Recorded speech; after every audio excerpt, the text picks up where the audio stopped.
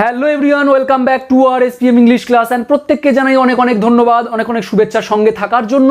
এবং আমার ক্লাস থেকে যে কিছু আমি দিতে পারছি বা আমার প্রিয় লার্নার্সরা কিছু নিতে পারছে, এটাই আমার অনেক বড় পাওয়া। So let's continue. আজকেরও আমরা দেখে নেব একটা ইন্টারেস্টিং টপিক, যেটা আমরা প্রত্যেক দিন এইভাবে প্র্যাকটিস করছি। এবং আমরা প্রত্যেক দিন যখন প্র্যাকটিস করছি, হয়তো আমরা 100% মনে রাখতে পারছি না, কিন্তু আমরা সামথিং কিছু তো মনে রাখতে পারছি। এই কিছু করতে করতে এক সময় আমরা অনেকটা মনে করতে পারবো বা শিখতে পারবো। এনিওয়ে, আজকের যে টপিকটা রেখেছি দেখো, সে তাকে আঘাত দিয়ে কথা বলবেন না, মানে তাকে আঘাত দিয়ে কথা বলবেন না। অনেকে ভাবতেই পারে যে আঘাত দেওয়া ইংরেজি তো হার্ট, কিন্তু আমি এখানে লিখেছি দেখো, আঘাত দিয়ে কথা বলা। ওকে, নেক্সট, তোমার সাথে কখনোই কথা বলবো না, কারণ তুমি সর্বদাই আঘাত দিয়ে কথা বলো। এখানেও আছে আঘাত দিয়ে কথা বলা। কাউকে আঘাত দিয়ে কথা বলা তোমার খারাপ অভ্যাস। আবার এখানে সেন্টেন্সটা একটু অন্যরকম রেখেছি, কাউকে আঘাত দিয়ে কথা বলা। এটা আবার আমরা দেখো, কাউকে আঘাত দিয়ে কথা বলা, এটা সাবজেক্ট হিসেবে প্রথমে বসাবো। ওকে, তাকে আঘাত দিয়ে কথা বলার জন্য সে আমার ওপর রাগ করেছে। এখানে আবার আছে আঘাত দিয়ে কথা বলার জন্য। So let's continue. আমরা সেন্টেন্সগুলো দেখে নেব পরপর কিভাবে মেক করব এবং তারপরে আমরা বলা প্র্যাকটিস করব। এবার অনেকে ভাবতে পারে যে আমরা এত গ্রামার, এত কিছু মেনটেন করে কিভাবে বলবো। তাই তো আমি দেখাচ্ছি A to Z আমরা কিভাবে এগুলো মেক করব।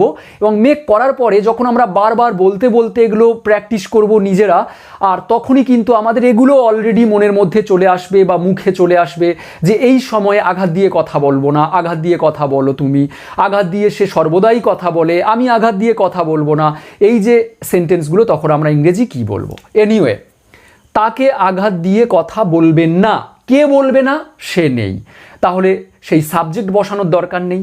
তাহলে আঘাত দিয়ে কথা বলবেন না, নার জন্যে বসিয়ে দাও ডোন্ট, DON''T। ডু নটকে শর্ট এন্ড করলে হবে ডোন্ট। আঘাত দিয়ে কথা বলা, এটার ইংরেজি হবে এটা, CUT, খাট। খাট। To the quick, QUICK।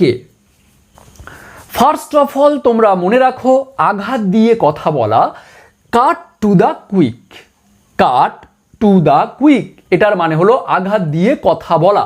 অনেকে ভাবতে পারে যে এখানে কথা বলার ইংরেজি কোথায়, আঘাতের ইংরেজি কোথায়। না, আমরা তো আঘাত দেওয়া শুধু বলতে পারি, আঘাত দেওয়া হার্ট, কিন্তু আঘাত দিয়ে কথা বলা, এটাকে এক কথায় আমরা বলবো cut to the quick. So don't cut to the quick, আঘাত দিয়ে কথা বলো না, don't cut to the quick. তাহলে প্র্যাকটিস করো এইভাবে যে আঘাত দিয়ে কথা বলো না, don't cut to the quick. এবারে যদি বলি তাকে আঘাত দিয়ে কথা বলো না, মানে কোনো ব্যক্তির কথা বলছি যে তাকে আঘাত দিয়ে কথা বলো না, তাহলে তাকে আমরা এই হিমটা কাটের পরেই রাখবো। আবার যদি বলি আমাকে আঘাত দিয়ে কথা বলো না, don't cut me to the quick, don't cut me to the quick. আর এই কাট টু দ্য কুইক, আঘাত দিয়ে কথা বলা, এটা ছাড়াও আমরা আরও অন্যভাবে লিখতে পারি। সেটা আমি একটু পেশেন্টলি থাকো, ধৈর্য ধরে আমি শেষে এটা এক্সপ্লেন করব আরও আমরা কিভাবে বলতে পারি। তার আগে আমরা এই সেন্টেন্সগুলো দেখে নেব। ওকে, আর শুধুমাত্র যে আমি এই আঘাত দিয়ে কথা বলা এটা এক্সপ্লেন করতে যাচ্ছি এই টপিকে, এমনটা নয়। এই টপিকের প্রত্যেকটা সেন্টেন্স রেখেছি আলাদা আলাদা, এবং প্রত্যেকটা টাইপস গ্রামার আমরা এখানে ইউজ করব এবং দেখতে পাবো। সো A to Z আমি এক্সপ্লেন করি। এনিওয়ে, বেশি কথা হয়ে যাচ্ছে। নেক্সট দেখো, তোমার সাথে কখনোই কথা বলবো না। তাহলে এই পর্যন্ত, তোমার সাথে কখনোই কথা বলবো না। কে? আমি। আমিটা এখানে রাখিনি, নিজেরাই বসিয়ে নেব আই। আমি। বলবো না ইংরেজি কি? বলবো না, I shall not. I shall not. আর কথা বলবো না তোমার সাথে, TALK, talk to you. I shall not talk to you. দেখো এখানে বলবো, বলবো মানে ফিউচারে বলছি, তার জন্য ফিউচারের জন্য শ্যাল, আর নার জন্য নট। আর এখানে শ্যাল উইলের পরে তো ভার্বের সব সময় ফার্স্ট ফর্ম হয় টক। তোমার সাথে কথা বলা, টক টু ইউ। আমার সাথে কথা বলা, টক টু মি। তার সাথে কথা বলা, টক টু হিম। ছেলেটির সাথে কথা বলা, টক টু দ্য বয়। এবারে দেখো এখানে আছে কখনোই না। শুধু না বললে আমরা নট দিতাম, কিন্তু কখনোই বলবো না, কখনোই না, এটা কখনোই বলতে আমরা নেভার ইউজ করব। I shall never talk to you, আমি তোমার সাথে কখনোই কথা বলবো না। ওকে, এবারে দেখো কারণ, বিকজ, BECAUSE, বিকজ। তুমি সর্বদাই আঘাত দিয়ে কথা বলো, তাহলে আঘাত দিয়ে কথা বলো কে? তুমি। তাহলে তুমিটা আমি এখানে রাখতে পারি ইউ। এবারে আঘাত দিয়ে কথা বলো, ইউ অলওয়েজ, ইউ অলওয়েজ, তুমি সর্বদা, অলওয়েজটা একটা অ্যাডভার্ব। ওকে, আঘাত দিয়ে কথা বলার ইংরেজি আমরা কি বললাম? CUT, cut to the quick. এই কাট টু দ্য কুইক মানে আঘাত দিয়ে কথা বলা। এটা ছাড়াও কিন্তু আমরা অন্যভাবে লিখতে পারি, সেটা আমি আসবো। তাহলে এখানে দেখো আঘাত দিয়ে কথা বলো, তুমি সবসময় বলো, প্রতিনিয়ত সবসময় বলো, অর্থাৎ হ্যাবিচুয়েটেড অ্যাকশন, যেটা সর্বদাই সবসময় করো। সিম্পল প্রেজেন্ট টেন্স, তার জন্য দেখো ভার্বের ফার্স্ট ফর্ম রেখেছি, তুমি বলো। এবারে আমি যদি বলি এখানে হি দিতাম, সে সর্বদাই আঘাত দিয়ে কথা বলে, তখন কিন্তু এই ভার্বের ফার্স্ট ফর্মের সঙ্গে এস হতো, কারণ হি থার্ড পারসন সিঙ্গুলার। ওকে, আঘাত দিয়ে কথা বলো, সো কাটস হি। যেহেতু এখানে তুমি আছে, তাহলে আমি এখানে ইউটা দিয়ে রাখবো, এবং ইউ যদি থাকে তাহলে এসটা অ্যাড করতে লাগে না। ক্লিয়ার? তুমি সর্বদা আঘাত দিয়ে কথা বলো, এটা যদি আমি বলি তুমি সর্বদা আমাকে আঘাত দিয়ে কথা বলো, আমাকে, মি, তাহলে মিটা কাটের পরে বসাবে, full stop. Okay, I shall never talk to you, আমি তোমার সাথে কখনোই কথা বলবো না, because you always cut me to the quick, তুমি সর্বদাই আমাকে আঘাত দিয়ে কথা বলো। আশা করি ক্লিয়ার হয়েছে। কাউকে আঘাত দিয়ে কথা বলা তোমার খারাপ অভ্যাস। তাহলে এখানে দেখো সাবজেক্টকে, কাউকে আঘাত দিয়ে কথা বলা, তাহলে আমি এটা প্রথমে লিখতে পারি, আঘাত দিয়ে কথা বলা কাউকে, কাউকে আঘাত দিয়ে, এটা একসাথে বলবো, কাউকে আঘাত দিয়ে কথা বলা। আগে সেন্টেন্সটা মেক করি, তারপরে দেখো, CUTTING, কাটিং সামওয়ান, অর্থাৎ কোনো একজনকে two the quick, QUICK, cutting someone to the quick. তাহলে এটার মানে হলো কাউকে আঘাত দিয়ে কথা বলা, কথা বলা, তার জন্য দেখো কাটিং, ইটিং। ধরো বললাম আঁকা খুব সহজ ব্যাপার, আঁকা, ড্রয়িং, আঁকা খুব সহজ একটা ব্যাপার নয়, সো ড্রয়িংটা আমরা নাউন দিয়ে সাবজেক্ট হিসেবে প্রথমে রাখছি। সাঁতার হলো খুব ভালো একটা এক্সারসাইজ, সাঁতার কাটা খুব ভালো এক্সারসাইজ, সো সাঁতার কাটা এটা একটা ভার্ব, কিন্তু যখনই আমরা প্রথমে সাবজেক্ট হিসেবে রাখবো তখন নাউন করে দেব কি করে? সুইমিং ইজ বলে একটা ভালো এক্সারসাইজ, সুইমিং। এটাও সেরকম, দেখো আঘাত দিয়ে কথা বলা হলো, ইজ হলো তোমার খারাপ অভ্যাস, so your bad habit, your bad habit. Cutting someone to the quick, দেখো এখানে কাটিংয়ের সঙ্গে ING দিয়েছি, অর্থাৎ কাউকে আঘাত দিয়ে, কোনো একজনকে আঘাত দিয়ে কথা বলা ইজ হলো ইয়োর ব্যাড হ্যাবিট, তোমার খারাপ অভ্যাস। ক্লিয়ার? নেক্সট, তাকে আঘাত দিয়ে কথা বলার জন্য সে আমার ওপর রাগ করেছে। এটা আবার একটু অন্যরকম রেখেছি, দেখো তাকে আঘাত দিয়ে কথা বলার জন্য সে আমার ওপর রাগ করেছে।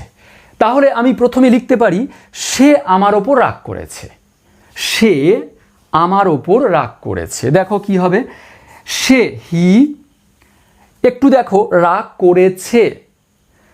করেছে মানে কি, জাস্ট রিসেন্ট করেছে এই রকম বলতে চাইছি। সবেমাত্র যে কাজটা শেষ হয়েছে প্রেজেন্ট পারফেক্ট, আর পারফেক্ট মানেই হ্যাড, যেহেতু প্রেজেন্ট পারফেক্ট বলছি তার জন্য has. He third person singular, তার জন্য হ্যাজ, হি হ্যাজ। এবার রাগ করার ইংরেজি কি বলবো? আর সব সময় আমরা গেট ভার্বটা ব্যবহার করি। গেট অ্যাংরি মানে রাগ করা, গেট ANGRY, গেট অ্যাংরি মানে রাগ করা। এবারে দেখো হ্যাভ হ্যাজের পরে সবসময় ভার্বের থার্ড ফর্ম হয়, তাহলে গেটের থার্ড ফর্ম করে দাও got. So he has got angry, সে রাগ করেছে। তাহলে এখানে রাগ করেছে, রাগ অ্যাংরি আর করেছে, আমরা এটা ডু এরকম দেবো না, আমরা গেট ভার্ব ব্যবহার করব। হি হ্যাজ গট অ্যাংরি, সে রাগ করেছে। আমার ওপরে কি বলবো? With me. উইথ মি আমার একটা টপিক রয়েছে যেখানে অ্যাংরির পরে আমরা উইথ দিতে পারি, আবার অ্যাট ও দিতে পারি। যদি আমরা অ্যাংরির পরে উইথ দিই তার মানে বুঝতে হবে আমরা কোনো ব্যক্তির ওপরে রাগ করেছি, অর্থাৎ এই অ্যাংরি পরে উইথ দিয়ে কোনো ব্যক্তির নাম দিতে হবে যার ওপর রাগ করেছি। আর অ্যাংরির পরে যদি অ্যাট দাও তাহলে বুঝতে হবে কোনো জিনিস বা কোনো প্রাণীর ওপরে রাগ করেছি। ওকে, কোনো বিড়ালের ওপর রাগ করেছি, আমি এই জিনিসটার ওপরে রাগ করেছি, এই জিনিসটা খুব ডিস্টার্ব করছে, সো তখন আমরা অ্যাংরি অ্যাড দিয়ে সেই জিনিসটার নাম দেব। আর ব্যক্তির ওপরে রাগ করলে অ্যাংরি উইথ দিয়ে ব্যক্তির নামটা দেব। So he has got angry with me, সে আমার ওপর রাগ করেছে। এবারে দেখো তাকে আঘাত দিয়ে কথা বলার জন্য, জন্য বলার জন্য ফর বলতে পারি, ফর।